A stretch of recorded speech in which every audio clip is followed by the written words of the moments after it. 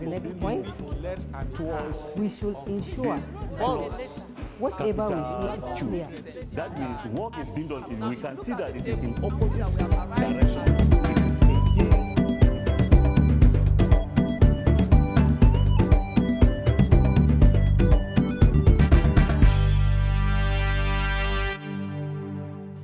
Hello learners, you are welcome once again to another e-learning class. My name is Obi Ifeanyi, your usual teacher in economics. Today we are going to look at another important topic. As usual, the last topic we treated geographical distribution and the age distribution. Today we are going to look at sex distribution and occupational distribution of population. As you know, population is a very vast topic. We have been on it for the few classes now. And it's very important. There is no exam you enter, economics exam, without seeing this population because it's very vast. And it's very, very interesting. Today, we are going to look at sex and occupational distribution of population. Being the last of the population distributions, we have done age distribution, we've done geographical distribution. And today, we are ending it up with sex distribution and occupational distribution of population. They are very, very important. It enables the student or the learner to know how population is distributed in according to sex or occupation. Now, let's look at our outline for today. We are going to look at sex distribution of population. What is sex distribution of population? We are going to look at factors that affect sex distribution of population. We look at occupational distribution of population. And finally, we look at factors that affect occupational distribution of population. Now, we go to sex distribution of population. When we are talking about sex, we mean male or female. What is the sex of the child? Is it male or is it female? So when we are talking about population distribution according to sex, we mean that the distribution of the population refers to the study of the composition of female and male in the particular distribution or geographical area. In this geographical area, what is the population? What is the composition of the population? Are there more of female or are there more of male? That is sex, male and female. The knowledge of the composition of male and female enables government to take right policy or decisions towards correcting the imbalance in a given population. Population needs to be balanced. In a place where there are more men, it has its effects. In a place where there are more female, it has its effects. So the knowledge of this sex distribution of the population enables the government to take steps to correcting the imbalance in the population. Let us look at the factors that affect sex distribution. What are the factors that affect or affecting sex distribution? Factors that affect sex distribution of population. We have birth rate, we have death rate, we have migration. Birth rate and death rate, we call it natural factors. So you may be asked in your exam, what are the natural factors? Or examine or explain the natural factors that affect sex distribution. When we mention natural factors, we mean birth rate and death rate. It is very natural that people are giving birth to every day.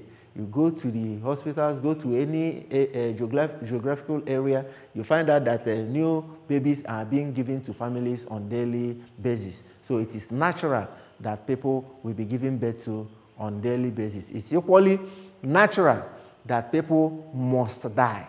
I'm not saying will die, because whether you want to die or not, any day that passes gets us closer to our graves. So it is natural that people must die, but according to when it is time. So birth rate and death rate are natural factors that affect sex distribution. Number one, let us look at birth rate. Birth rate. The proportional distribution between male and female sexes will affect the distribution of the population. The proportional distribution between male and female sexes will affect the distribution of the population. Do you have more male in this population, or do you have more of a female? Is there imbalance? How do you correct the imbalance? natural. It is very natural, birth rate. Number 2 is death rate. Death rate. The distribution of death rate between male and female in an area will affect the sex distribution of the remaining population. When we are talking about distribution of death rate between male and female in a particular area, there are areas where men die more than women. In such areas, they will tell you that this person's father has died, this person's father has died, this person, then you know that men die more in that area, leaving women. So what it means now is that there will be more women in that particular area than men. That is a death rate. It distributes between the male and the female in a given area and affects the sex distribution of the remaining population. Then let's look at the third one, which is migration. Migration. Remember, in the study of population, we have migration. Migration refers to the movement of people in and out of a particular geographical area. Migration. Movement. Is it inward or is it outwards? When it's inwards, we call it immigration. When it's outwards, we call it emigration. Immigration, I-M. Emigration, E-M.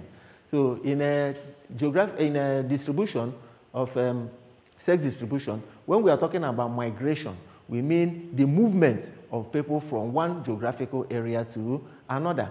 This movement, let us look at the migration proper and see what is talking about in sex distribution of population. It says, since men usually move more than women, a higher migration of people from one area will reduce the population of men in the area from which they move, and increase the proportion of men in the area where they move into. So what he's saying here is that since men, in certain places, men move out more than women.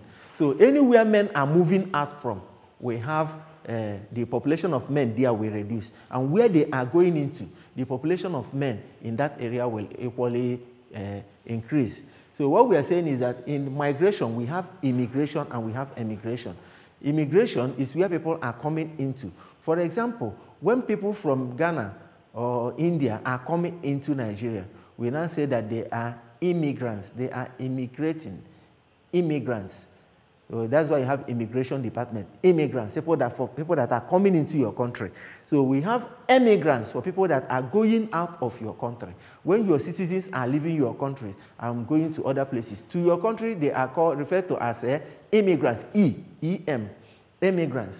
So that is what migration is talking about. Migration includes immigration and emigration. But the household name for it is migration. If you are going out, if you are coming in, it's immigration. When you are going out, it is emigration. Now let us look at number 4. 4 is the culture of the people. Culture of the people. Some cultures allow men to move to other areas, leaving their wives at home. In such cultures, there will be more women than men in the population. Some cultures allow men to move out more than women. I know in the early 70s, men move out to go and work while they leave their wives at home, because normally they are breadwinners, so they can move here and work here, work there, especially the armed forces like police, army, navy, and others, even civil defense. You always post them out to where they are going to stay while they leave their wives in a particular place, because in the army then is at about 3 years. So by the time you post the person from Enugu to Kaduna, the person in the next 3 years, the person goes from Kaduna to Kano. In the next 3 years, the person goes from Kano to Lagos. You see, it's not possible that they'll be carrying their families along. So the men normally leave their families there while they move to where they are posted to. So we say that some cultures allow men to move to other areas, leaving their wives at home. In such cultures, there will be more women than men in the population.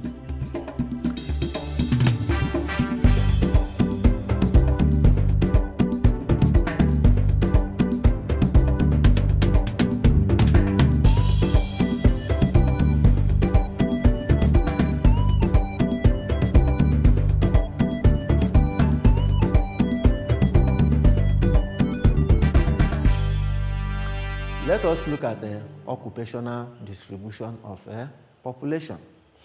Occupational distribution of population. As the name implies, occupation, the work you do. What is your occupation? The work you do. So, occupational distribution of population refers to the study of the composition of the population into skilled and unskilled labor.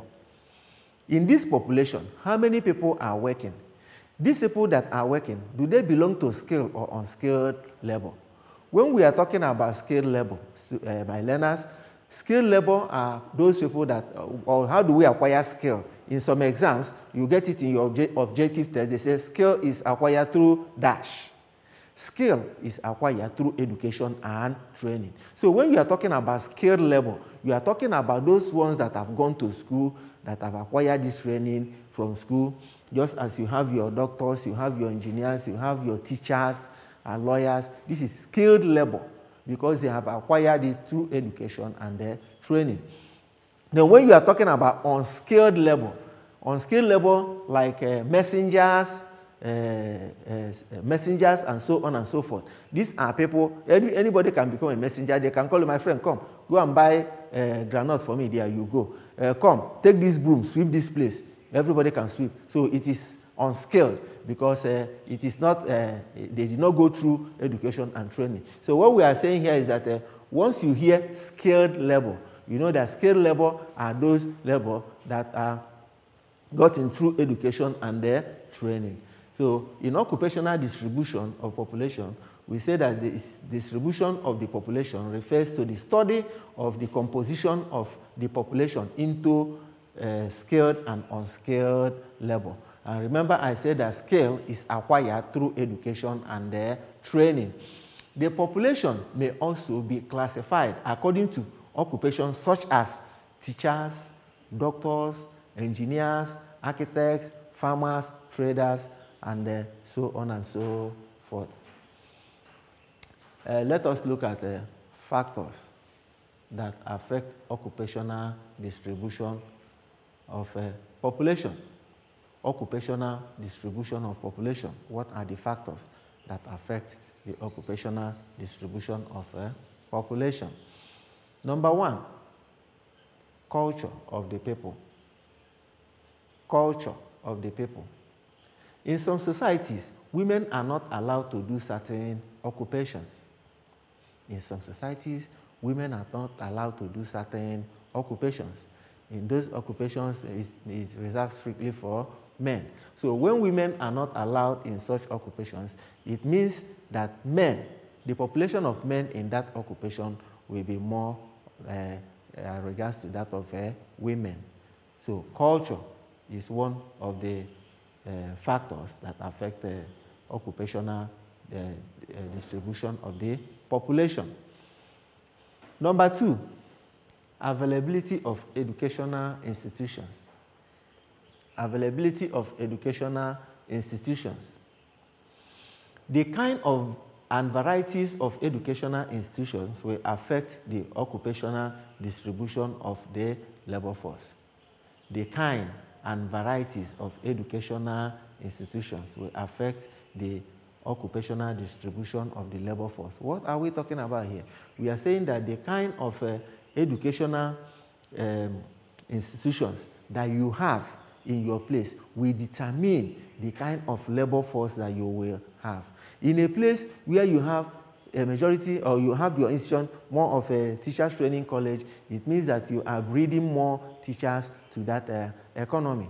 You see places like Delta State in Warri, where you have Petroleum University because of the vast reserve of petrochemical or petroleum in that place, and you have many petrochemical industries in that place. You now find out that people are concentrated in that place in order to do what? In order to take advantage of the natural resources there and work on petrochemical endeavors. That's why you have too many companies here. You have Total, you have Chevron, you have Shell, you have Texaco, you have Fort Oil, and so many of them around that area. So the kind of or varieties of educational institutions you have will determine the kind of labor force you will have in that particular area. Number 3, distribution of educational facilities. Distribution of educational facilities. Some states have more educational facilities than others, such as College of Education and Agriculture, you have polytechnics, you have universities. Such states will have more varied occupations than states without or less facilities, or such of less facilities. What we are saying here is that in most states you have College of Education, you have College of Agriculture, you have College of Medicine, you have law school, you have so many of them, which means you are breeding varieties of workforce. So you have what we call varied occupations, because it is these institutions that train these occupations, that get them ready for labor. So once you have them in your state, just like Lagos State, just like Kaduna State, you have School of Aviation, you have polytechnics, you have universities, and so on and so forth. So you now find out that you have more varied workforce in that state, more than the states where they have only College of Agriculture. Some don't even have at all. Number 4, migration. Migration. Remember what I said about migration? I said migration is the movement of people in or out of a particular geographical area. So when we are talking about migration, you have immigration and emigration. Immigration are those people that are coming into your country, while emigration refers to those that are moving out of your country. Then we say that migration, areas with greater and better economic opportunities will attract more people. The wider the varieties of such opportunities, the wider the distribution of occupational group, migration group, areas that have greater economic opportunities. There are areas that have greater economic opportunities. One of them is Lagos State, another one is Kaduna State, another one is Rivers State. In these states, you find out that there are too many occupations. Just like in Lagos, you have too many industries, too many factories opening up every day, so that people will go there in order to take advantage of the employment to live in Lagos State. If you go to somewhere like Rivers State, you have too many petrochemical industries because of the large reserve of petroleum in that place. So people will like to go to that place in order to take advantage of the petrochemical deposits and work in oil companies. You come to Kaduna State, you have some. You have NDA, you have Air Force Training School, you have universities, you have polytechnics, and so on and so forth. So you now find out, even in Zaria, in Kaduna, you have Chindi Barracks, where soldiers are being trained. So you now find out that when you have these varieties of deposits of skills, people will now move to such places in order to take advantage of such occupations and live in that area. So that is how this occupational distribution is structured. So we have come to the number 5. Number 5 is natural endowment. Natural endowment, that is number 5. Remember, we are still talking about factors that affect occupational population. Occupational the distribution of the population. So number 5 is a natural endowment. The localization of natural endowment will influence the distribution of people with natural talents. The distribution of people with natural talents. Example is the availability of hides and skin in Kano. Hides and skin in Kano State, which influence the concentration of leather work experts in Kano. You see, when you want to talk about leather works in Nigeria, you talk about Kano first. Because of the what? Because of the concentration of leather works. There is hides and skin in large deposits in Kano. Hides and skin. So occupationally, this natural endowment will enable people to move to Kano. Once you are interested in a hides and skin business or leather business, you move to Kano because that is where you have it in large deposits. And that is why most petrochemical industries are situated around Akwa Ibom, Rivers, Delta, and so on and so forth because of large deposit of natural endowments. Number 6, level of technological development. The level of technological development. A country that is more technologically developed will have more or wider spread of different occupations than less developed ones. A country with more technological development will have more or wider spread of different occupations. What are we talking about technology? Technology is about doing things mechanically or finding new ways of doing things.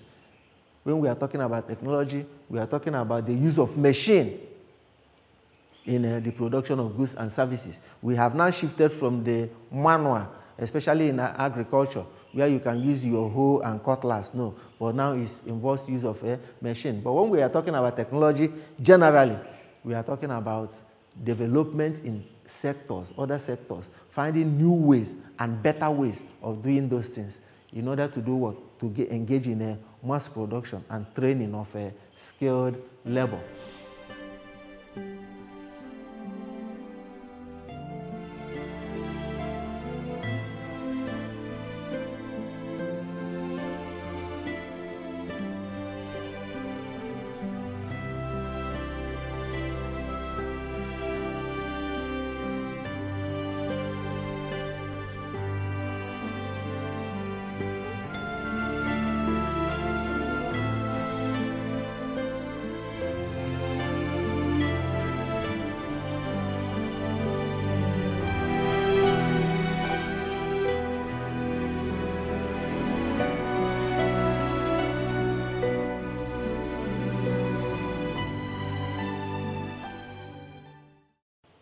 Before our assignments, let us go through what we have learned so far.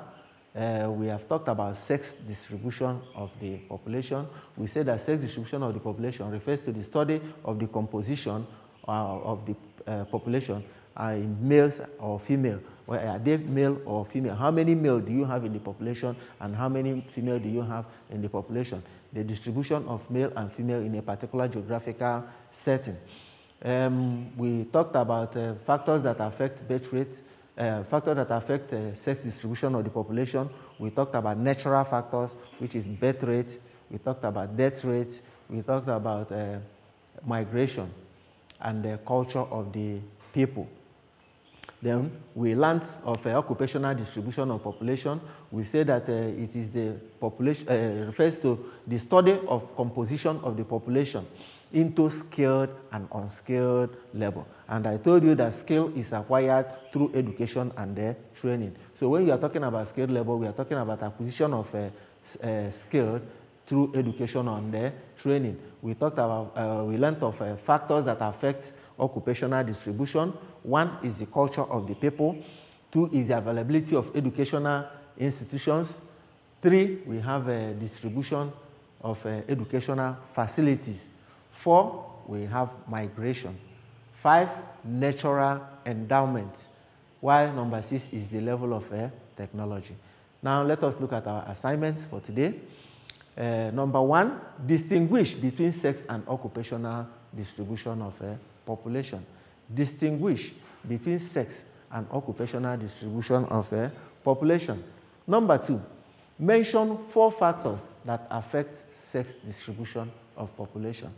Mention 4 factors that affect sex distribution of the population.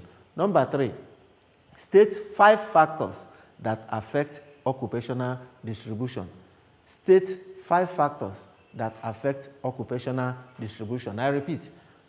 Number 1, assignment, distinguish between sex and occupational distribution of population.